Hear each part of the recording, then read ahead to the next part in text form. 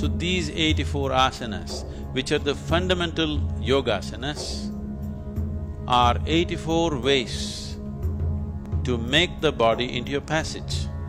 It is not necessary, actually, for everybody to do 84 asanas. If they do one, it is enough. Usually hatha yogis, serious hatha yogis who are taking hatha yoga as their path to liberation, practice only one asana, just one asana.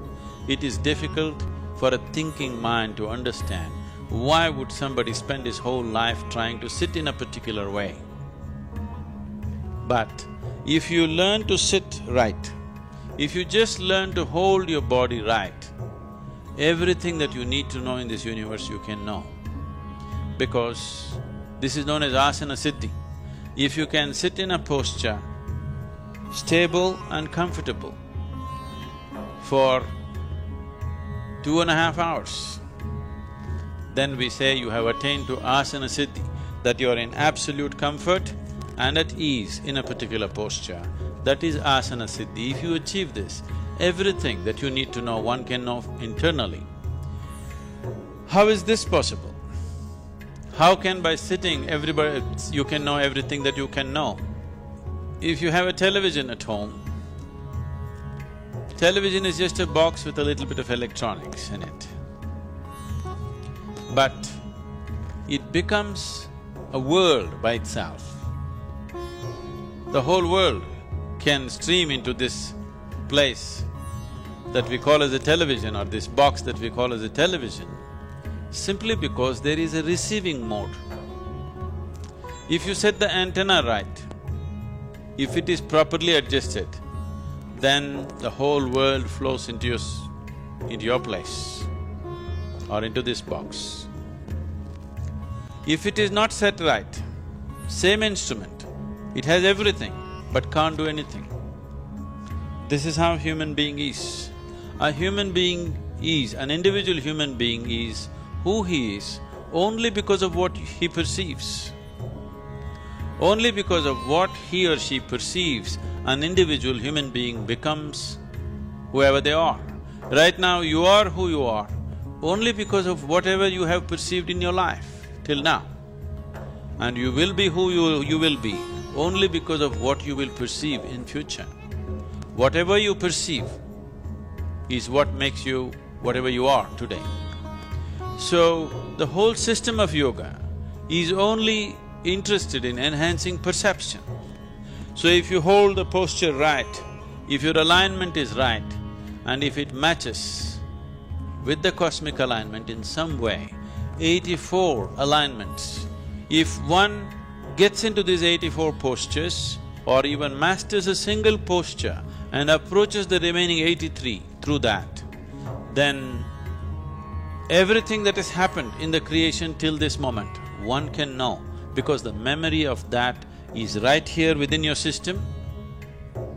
In a, let us say in a codified way, it can be activated and ignited if it touches another dimension outside of yourself. So asanas are powerful means, yogasanas are powerful means to connect. I do not want you to forget what yoga means. Yoga means union. Union means two have become one.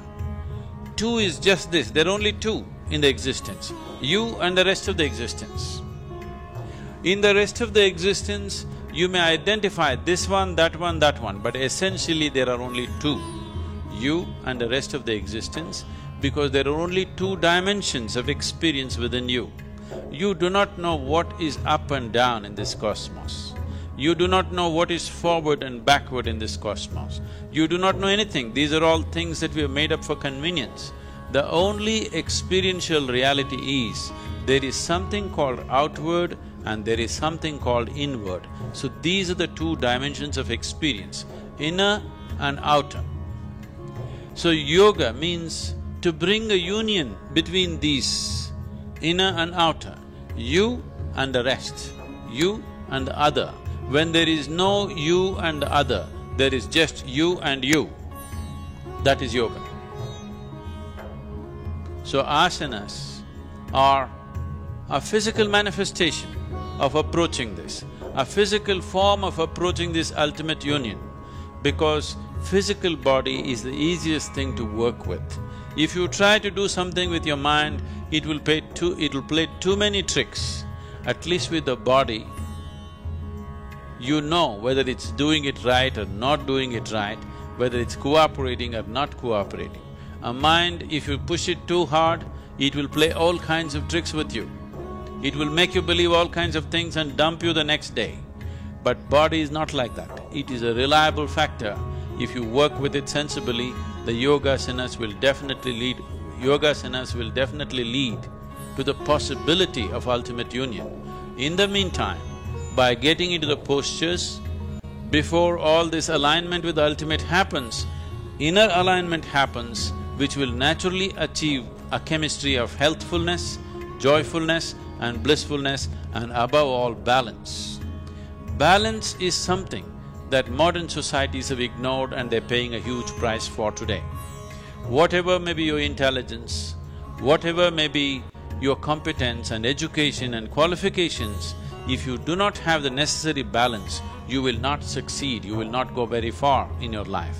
So, the most important thing for people who are seeking to be successful, people whether they're working in corporate sector or they're political or they're military or whatever field, the most important thing is balance. Only if you have a balance which is not disturbed by external situations, will you be capable of making use of the competence and intelligence that you carry within you.